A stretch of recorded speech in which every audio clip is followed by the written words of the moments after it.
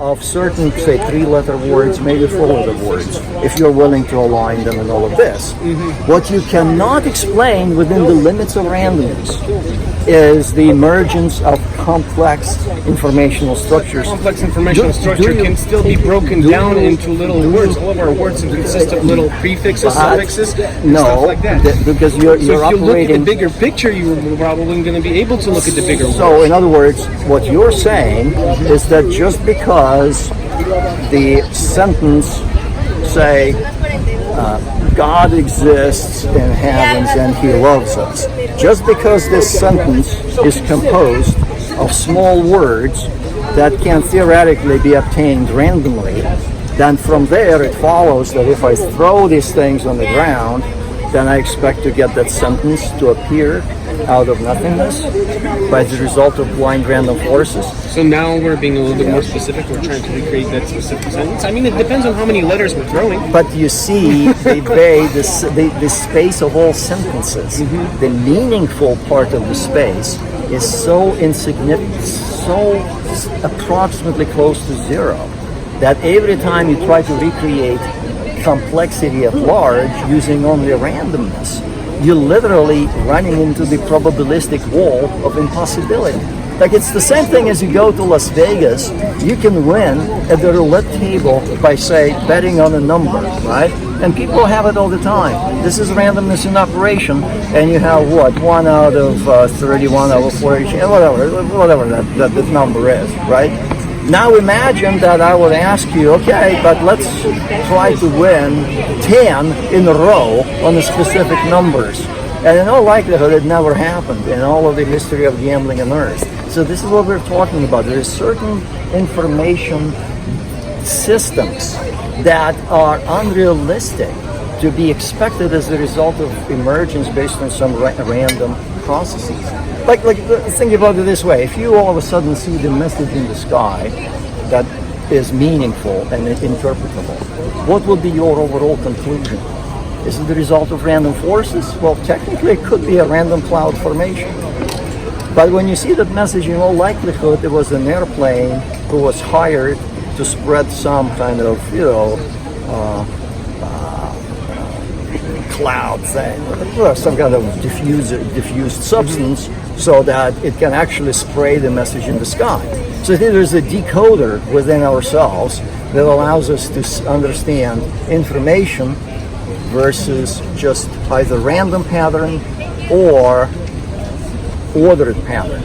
So you see, when you see a crystal, when you see snowflake, it's not information, it's just a manifestation of localized order that is easily described. In order to get information, you have to pass additional number of requirements. And one of these requirements is the information needs to have an alphabet, the symbols, it needs to have a syntax, sentences, it needs to have semantics, which is not just the sentence, but the meaning that's extracted from that sentence. And you also need to have purpose and action. So every time you have information, once it's being interpreted, it connects the sender of information that has an intent and the recipient of information, which is a call to action, but in some kind of philosophical form. So like every time you read a text in a book, or every time you read this, it's unambiguous to you that originally these letters were formed in somebody's mind.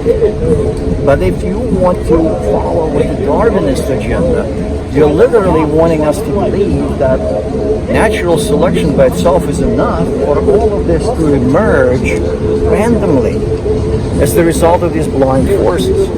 So to me, it's unreasonable, fundamentally unreasonable situation. Just think of it. So complexity, and not just any complexity, but information. The information which is represented by encoder, language, syntax, all sorts of processing techniques like storage, retrieval, error correction. That's another thing. The DNA has a very sophisticated error correction code. DNA, there's not much explanation. Yeah.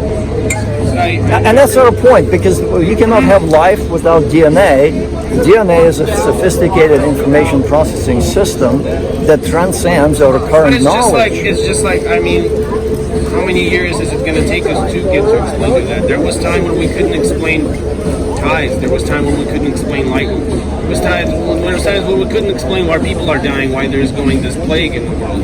And we've been able to go ahead and eradicate all those diseases, be able to explain the natural forces. Back then, we were depending on gods to do that explanation, and then there was the revolution of the religion, and then the revolution that we came to that was widely accepted was Christianity, along with Muslim and Judaism.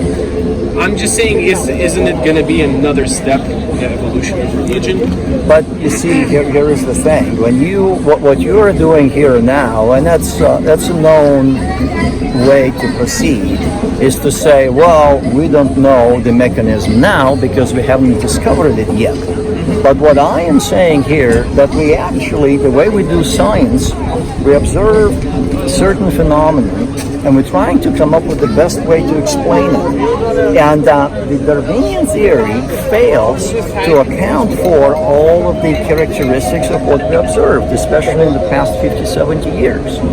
On the other hand, we have an alternative model which is based on intelligent design.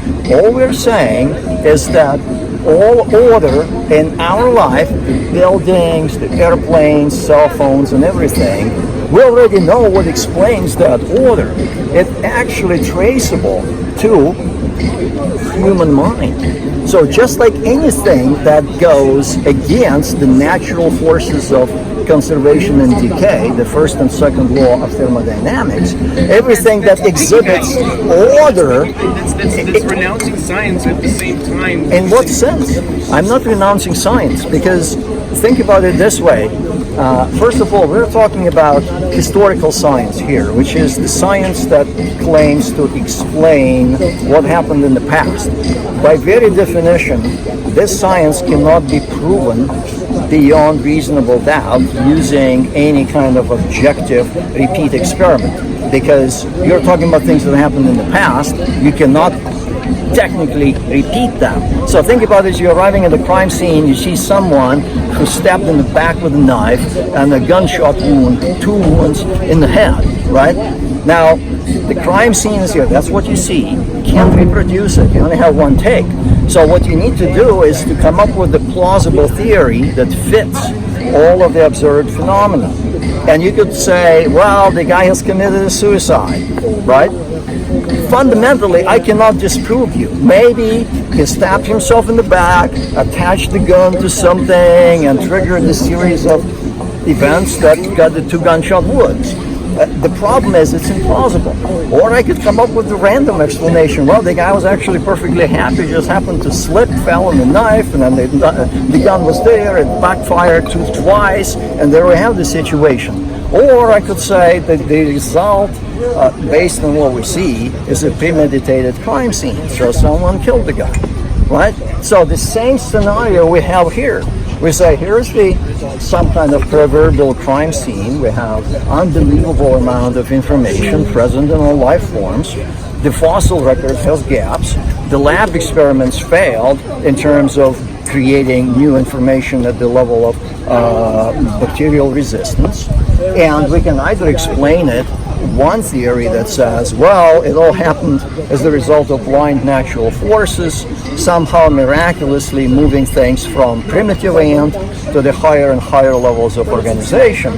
Or we could say, no, we see all of the markings of intelligence, and that is information, compression, information processing systems, specified complexity, alphabet, syntax, encoding, storage, retrieval, error correction, all of these things that are very well known engineering concepts. And the best explanation for them to be there is an intelligent design.